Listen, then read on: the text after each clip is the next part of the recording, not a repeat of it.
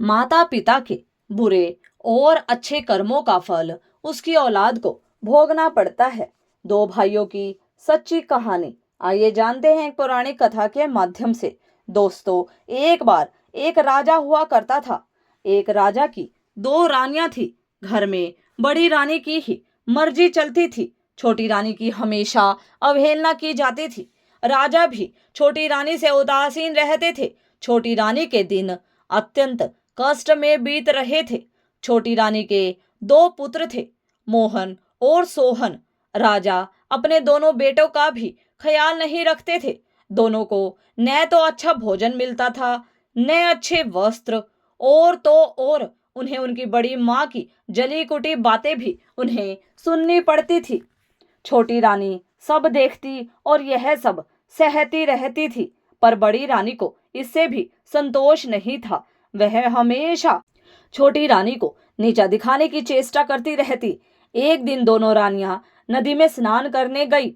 बड़ी रानी ने छोटी रानी को अत्यंत प्यार से कहा, आओ तुम्हारे सिर में साबुन लगा दूं।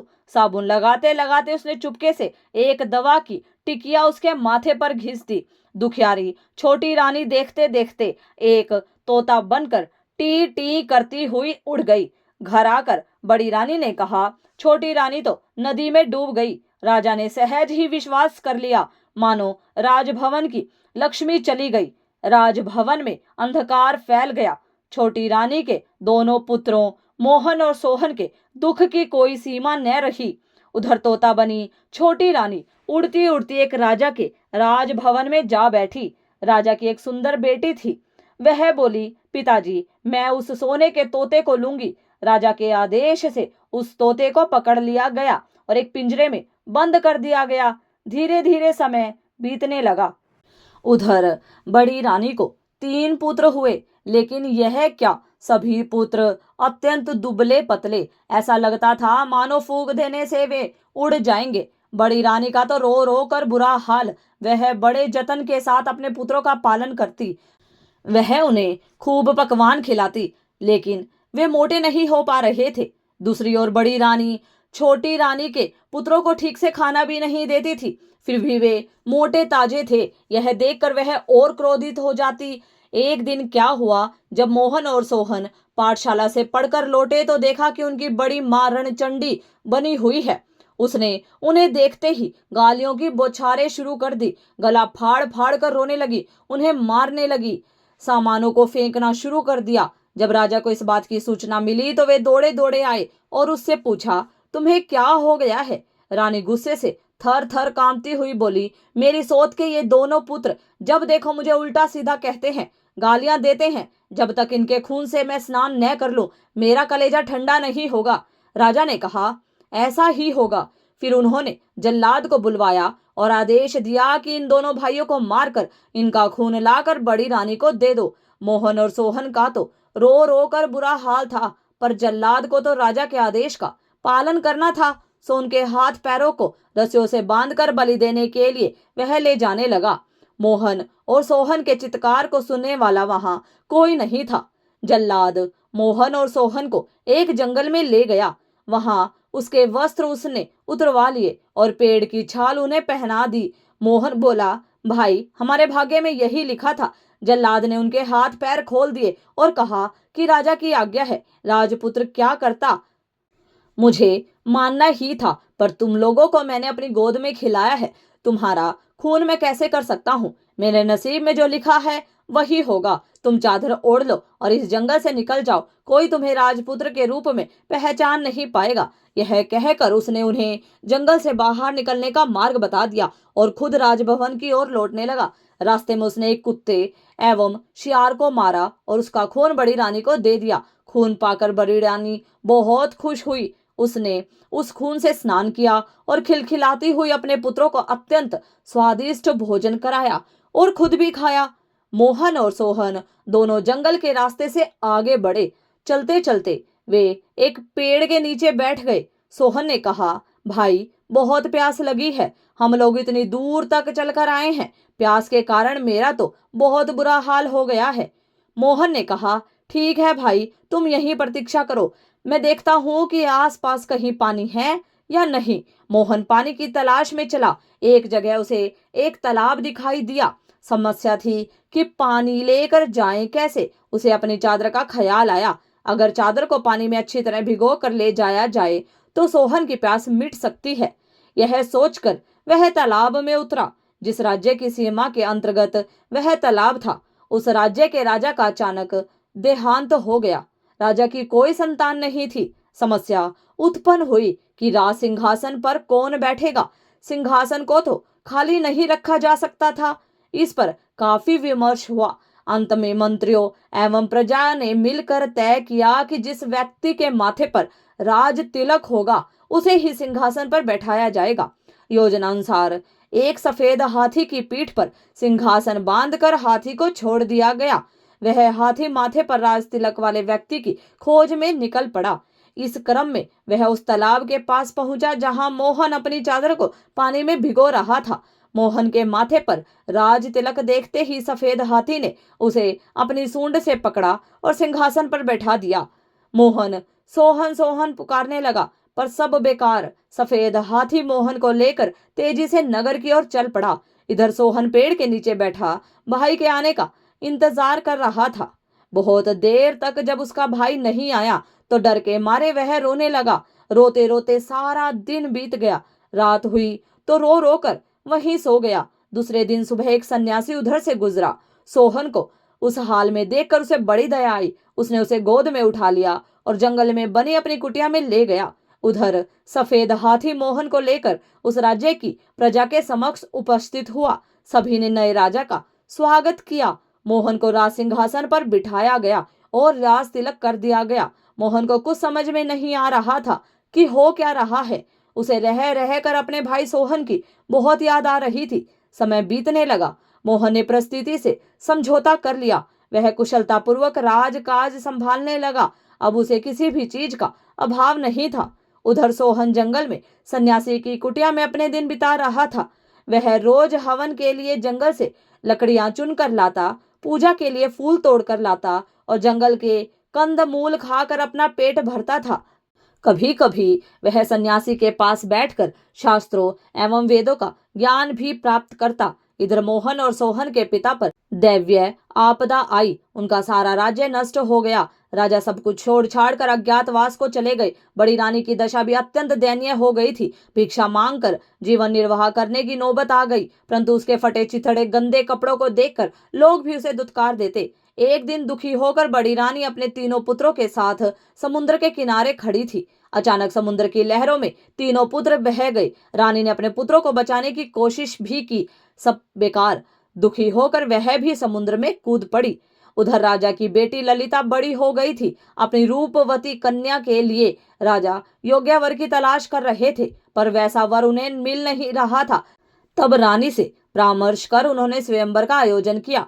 स्वयंवर सभा में अनेक राज्यों के राजपुत्र उपस्थित हुए। राजा ने घोषणा कर दी कि सारे राजपुत्र अपने आसन पर बैठेंगे और ललिता हाथ में माला लेकर सभी के सामने से गुजरेगी। जो राजकुमार उसे पसंद आएगा उसी के गले में वह वरमाला डालेगी। इधर ललिता ने स्वयंवर के लिए श्रृंगार करना आरंभ किया। बालों का जूड़ा बनाया, आंखों में काजल लगाया। फिर तोता बनी रानी से पूछा, और मुझे क्या चाहिए? तोते ने कहा, मैं अगर तुम्हारी जगह होती तो पाँव में सोने की पायल पहनती, इससे रूंझुन की मधुर आवाज आती। ललिता ने सोने की पायल पहन ली। फिर पूछा, बोलो और क्या चाहिए मुझे? तोते ने कहा, अगर मैं तुम्हारी जगह होती तो सोने की जरी वाली साड़ी पहनती। तोते की बात सुनकर ललिता ने सोने की जरी वाली साड़ी पहनी। फिर तोते ने कहा, अब तुम हीरे का हार पहन लो, बहुत सुंदर लगोगी। ललिता ने हीरे का हार पहन लिया। फिर पूछा, अब? तोते ने कहा, कानों में जड़ाऊ, कर्णफल और मांग में हीरे का टीका पहनने से ही नारी का श्रृंगार पूरा होता है। ललिता ने सारी चीजें पहन ली। तब तोते ने कहा, सब तो हुआ, पर गजमुक्ता न होने से श्रृंगार तो पूरा होगा ही नहीं। तुम्हारे पास तो गजमुक्ता ही नहीं। अगर स्वयंवर में आए हुए राजकुमारों में से कोई गजमुक्ता ला दे तो समझना वही तुम्हारे योग्य वर है। यह सुनकर ललिता ने सारे साज श्रृंगार उतार दिए और घोषणा करवा दी कि जो राजकुमार उसके लिए गजमुक्ता लाएगा उसी से वह विवाह करेगी। घोषणा सुनते ही सारे राजकुमार गजमुक्ता की खोज में निकल पड़े। राजकुमारों ने सुना था कि सभी हाथियों में गजमुक्ता नहीं होती है, समुद्र के किनारे पाए जाने वाले किसी किसी हाथों में ही गजमुक्ता होती है। अतः सारे राजकुमार समुद्र की ओर चल पड़े। समुद्र के किनारे पहुंचने से पहले ही हाथियों के एक सूंड ने उन पर धावा बोल दिया, जिस कारण अनेक राजपुत्रों के हाथ पैर टूट गए, अनेक घायल हो गए और इस तरह सब हताश निराश होकर वापस लौट गए। कुछ ही दिनों बाद यह समाचार मोहन बने राजा के कानों तक पहुंचा। उसे राजपुत्रों की दुर्दशा पर दया आई और ललिता के आचरण पर अत्यंत क्रोध आया। उसने निश्चय किया कि वह ललिता के अहंकार को चूर चूर कर देगा। उसने ललिता के पिता के राज्य पर आक्रमण कर दिया। ललिता के पिता की पराजय हुई। मोहन बने राजा ने ललिता को बंदी बना लिया। उधर सोहन सन्यासी की कुटिया में दिन बिता रहा था। सारा दिन इधर उधर घूमता रहता। उसकी कुटिया के पास एक विशाल बरगद का पेड़ था। उसमें एक गुल और बुलबुल रहती थी। एक दिन दुखी होकर सोहन उसी पेड़ के नीचे बैठा था। तब उसने उस गुल और बुलबुल को बातचीत करते हुए सुना। गुल ने स्वयंवर की सारी घटनाएं बुलबुल को सुनाई। फिर बोला, कौन जानता है कि इसका क्या परिणाम होगा। बुलबुल ने कहा, क्षीरसागर के किनारे एक दूध का पहाड़ है। दूध पहाड़ से क्षीरसागर में दूध गिरता है। उस क्षीरसागर में एक स्वर्ण कमल खिला हुआ है और उस स्वर्ण कमल में एक हाथी रहता है। उसी के सिर में गजमुक्ता है। गुल ने पूछा, लेकिन वहां पहुंचेगा कौन? बुलबुल ने कहा, कोई साहसी राजपुत्र ही वहां पहुंच पाएगा। सारी बातें सुनने के बाद सोहन ने उनसे पूछा, मैं गजमुक्ता लेने जाऊंगा, इस कार्य में तुम दोनों मेरी कुछ सहायता करोगे? गुल और बुलबुल ने उससे कहा, जरूर, लेकिन तुम पहले सन्यासी के पास जाकर उसका त्रिशूल लेकर आओ। फिर सेमल के पेड़ के पास जाकर राजपुत्र के वस्त्र मांगो। सारी चीजों की प्राप्ति तुम्हें हो जाएगी। सोहन ने सन्यासी से त्रिशूल लिया, सेमल के पेड़ से राज वस्त्र प्राप्त किए और उन्हें पहनकर समुद्र की ओर चल पड़ा। क्षीरसागर पहुंचकर उसने देखा कि स्वर्ण कमल के बीच दूध की तरह सफेद एक हाथी के सिर पर गजमुक्ता है। गजमुक्ता की रोशनी से चारों ओर उजाला फैला हुआ है। सोहन उस सफेद हाथी की पीठ पर कूदा। जैसे ही उसने सफेद हाथी के सिर पर त्रिशूल को रखा, वैसे ही सागर, स्वर्ण कमल, सफेद हाथी सब गायब हो गए। वहां केवल एक कमल का फूल खिला हुआ था और उसके अंदर गजमुक्ता की माला थी। मनुष्य की आवाज में कमल के फूल ने पूछा, निश्चय ही तुम राजपुत्र हो। कौन सा राज्य है तुम्हारा? सोहन ने कहा, मैं राजपुत्र नहीं हूँ, एक सन्यासी के साथ जंगल में रहता हूँ। ठीक है, तुम गजमुक्ता को अपने सिर पर और मुझे अपने हृदय में रखो। ललिता के साथ तुम्हारा ही विवाह होगा और तुम्हारा जीवन सुख से बीतेगा। सोहन क्षीरसागर के बालू पर चलता हुआ वापस लौटने लगा। तभी उसे कुछ आवाजें सुनाई पड़ी। हम लोगों को भी साथ ले चलो भाई। वह बहुत चक्का होकर चारों ओर देखने लगा। उसे आस पास कोई भी नहीं दिखा। वह आगे बढ़ा तो फिर वैसे ही आवाजें आई। उसने गौर से बालू को देखा तो उसे लगा कि उसके पैरों के पास बालू के अंदर से आवाज आ रही है। उसने त्रिशूल से वहां का बालू हटाया तो देखा कि वहां 3 सोने की मछलियां थी। वह उन्हें अपने साथ लेकर चल पड़ा। इधर मोहन बना राजा शिकार खेलने निकला था। एक दिन सारा दिन भटकने के बाद भी उसके हाथ एक भी शिकार नहीं लगा। थक कर वह एक पेड़ के नीचे बैठ गया। अचानक उसे याद आया कि वह अपने भाई सोहन को इसी पेड़ के नीचे छोड़कर पानी लाने गया था और फिर एक दिन हाथी उसे अपने राज्य में ले गया था। फिर वह कभी इस जगह पर लौटकर नहीं आ सका। सोहन का क्या हुआ? वह कहाँ गया होगा? क्या वह जीवित होगा? यह सोचकर वह रो पड़ा। राजभवन में लौटने के बाद भी वह केवल सोहन के बारे में सोचता रहा। सोहन गजमुक्ता लेकर ललिता के राज्य में गया तो वहां उसे पता चला कि मोहन राजा ललिता को बंदी बनाकर अपने राज्य में ले गया। सोहन सीधा मोहन राजा के राजभवन में पहुंचा। राजा के अंगरक्षकों को 3 सोने की मछलियां देकर कहा, आपने राजा से कहो कि ललिता को छोड़ दे। लेकिन मोहन राजा तो अपने भाई के शोक में डूबा अपने कमरे का दरवाजा बंद कर अंदर बैठा हुआ था। राजा की आज्ञा की प्रतीक्षा में सोहन 7 दिनों तक हाथ में त्रिशूल लिए, सिर पर गजमुक्ता रखे राजमहल के सामने बैठा रहा। 8वें दिन मोहन राजा थोड़े सामान्य हुए तो दासियां सोने की मछलियों को काटने लगी। लेकिन आश्चर्य, मछलियां बोल उठी, हमें न काटो, हम राजा के भाई हैं। अंगरक्षकों ने जब मोहन राजा को सोहन की बात बताई तो वे स्वयं राजभवन से बाहर आए। वहां अपने भाई सोहन को देखा तो दौड़कर उसे अपने गले लगा लिया। तभी वे दासियां उन बोलने वाली सोने की मछलियों को लेकर राजा के पास पहुंची, लेकिन आश्चर्य, मोहन राजा के हाथ लगाते ही तीनों मछलियां 3 मनुष्य के रूप में बदल गई। उन्हें देखते ही वह पहचान गए, वे बड़ी रानी के 3 पुत्र थे। मोहन सोहन ने बड़ी रानी और राजा के दुर्भाग्य की सारी बातें उनसे सुनी। उनकी आंखों से आंसू बहने लगे। पांचों भाई आनंद पूर्वक राजभवन में रहने लगे। मोहन राजा अपने भाई सोहन के विवाह की तैयारियां करने लगा। उसने ललिता के पिता के पास समाचार भेजा कि उन्हें मुक्त किया जा रहा है। पिंजरे के तोते ने ललिता को खुशखबरी दी। गजमुक्ता लेकर राजपुत्र आ गया है। ललिता बोली, जानती हूँ। उसी समय एक दासी दौड़ती हुई आई और उसने प्रसन्नता पूर्वक कहा कि गजमुक्ता लाने वाले राजपुत्र राजा मोहन के ही भाई हैं। ललिता बहुत खुश हुई। उसने तय किया कि वह अपने प्रिय तोते को आज अपने हाथों से स्नान कराएगी।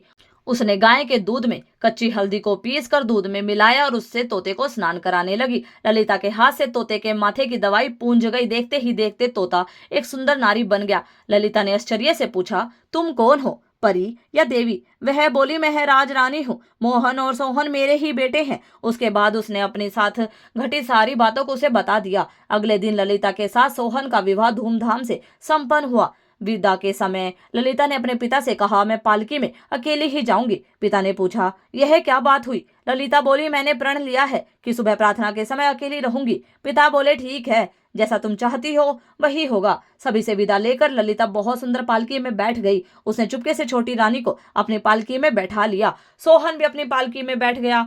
मोहन राजा के महल के पास जब पालकी रुकी तब उससे ललिता के अलावा एक अपूर्व सुंदर नारी भी उतरी। सब उसे आश्चर्यचकित होकर देख रहे थे। उसने पालकी से उतरते ही पूछा, कहाँ है मेरे मोहन सोहन? मेरे पास आओ। माँ की पुकार सुनकर मोहन सोहन दौड़कर आए और उससे लिपट गए। बड़ी रानी के तीनों पुत्र भी दौड़कर वहां पहुंच गए। इस सुखद समाचार को सुनकर थोड़े दिनों बाद राजा भी लौट आए। इस प्रकार छोटी रानी के दुखों का अंत हुआ। सभी के दिन सुखपूर्वक बीतने लगे। तो भक्तों, वीडियो पसंद आया हो तो वीडियो को लाइक, शेयर, सब्सक्राइब करें। धन्यवाद।